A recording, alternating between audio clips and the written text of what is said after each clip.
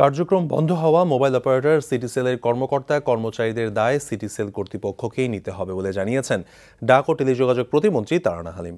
শুক্রবার সকালে গুলশানে বিটিসিএল এর টেলিফোন এক্সচেঞ্জ অফিসে বঙ্গবন্ধু স্যাটেলাইটের বর্তমান অবস্থা এবং সারা দেশে স্থাপিত অপটিক্যাল ফাইবার নেটওয়ার্ক নিয়ে সংবাদ সম্মেলনে তিনি কথা জানিয়েছেন। প্রতিমন্ত্রী বলেছেন, বঙ্গবন্ধু স্যাটেলাইট 1-এর ইঞ্জিনিয়ারিংয়ের কাজ 83%, অ্যান্টেনা তৈরি 56% এবং কমিউনিকেশন এবং সার্ভিস মডিউল তৈরির কাজ 65% সম্পন্ন হয়েছে।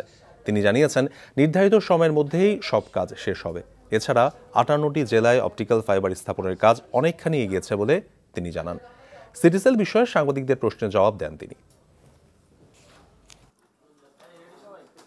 সিটিসেলের কর্মচারীদের বেতন ভাতা পরিশোধের দায়িত্ব সিটিসেলেরই এবং এই দায়িত্ব সিটিসেলকেই গ্রহণ করতে হবে। অবশ্যই রেগুলেটর হিসেবে সেখানে বিটিআরসি তার যেটুকু ভূমিকা সেটুকুই পালন করবে। এর অতিরিক্ত কোনো ভূমিকা পালন করার অবকাশ বিটিআরসি নেই এবং বিটিআরসি সেটি করবেও না।